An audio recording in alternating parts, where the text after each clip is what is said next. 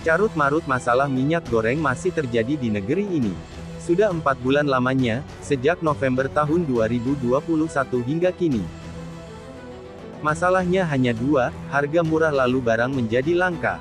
Atau harga mahal sekalian, lantas pasokan pun melimpah. Pemerintah pun mendapat sorotan, khususnya kinerja Menteri Perdagangan yang dianggap kurang tanggap. Dianggap tidak mampu melawan sekelompok mafia minyak goreng. Muhammad Lutfi selaku Menteri Perdagangan tidak mau kalah. Ia menolak tuduhan bahwa pemerintah tidak becus melawan mafia. Ia mengatakan bahwa bersama kepolisian RI, mereka telah mengantongi calon tersangka yang akan diumumkan hari ini, Senin tanggal 21 Maret tahun 2022. Menurut Lutfi, mafia adalah mereka yang menimbun minyak goreng, dan terbagi menjadi 3 kategori, yaitu 1. Menjualnya kembali ke industri, 2. Melakukan pengemasan ulang repacking, dan 3. Mengekspornya ke luar negeri. Apakah mafia minyak goreng hanya mereka yang terlibat penimbunan? Jika iya, maka seharusnya carut-marut minyak goreng hanya disebabkan oleh aksi penimbunan. Nyatanya tidak, polemik ini juga disebabkan oleh beberapa faktor lainnya. Dengan demikian, maka, mafia minyak goreng, seharusnya melibatkan seluruh stakeholder yang terlibat di dalamnya. 1. Pelaku industri minyak goreng.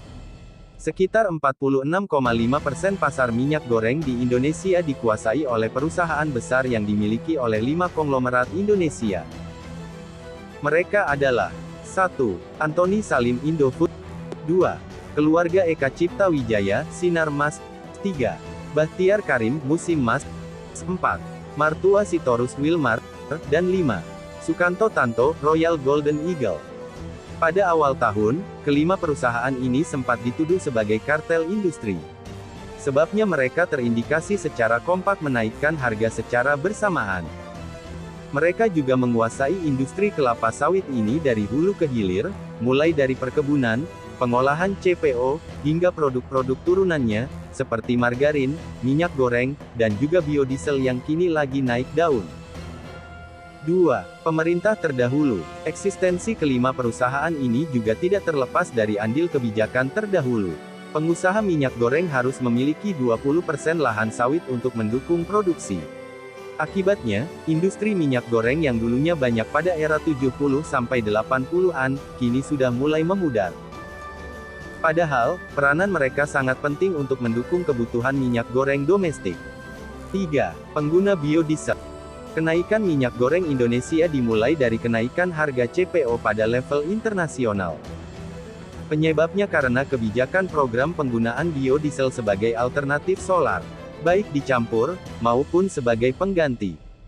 Minyak sawit adalah salah satu jenis bahan baku biodiesel, selain beberapa tanaman lainnya lagi, dan juga lemak hewani serta minyak nabati murni.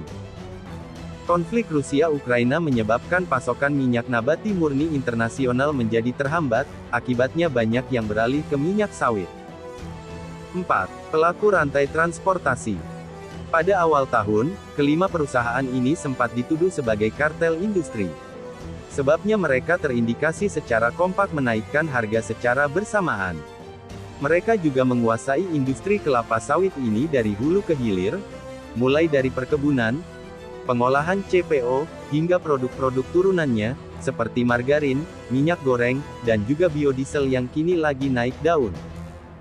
5. Pemerintah sendiri.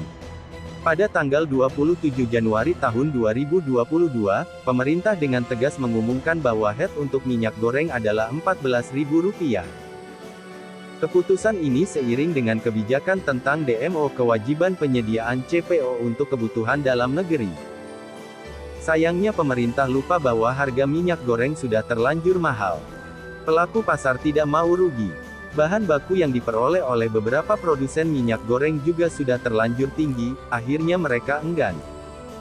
Andri Satrio dari Indef Institute for Development of Economics and Finance mengatakan bahwa HET yang dilakukan Kemendak menjadi persoalan. Ia menilai pemerintah terlalu ikut campur dalam urusan harga minyak goreng yang seharusnya dibiarkan sesuai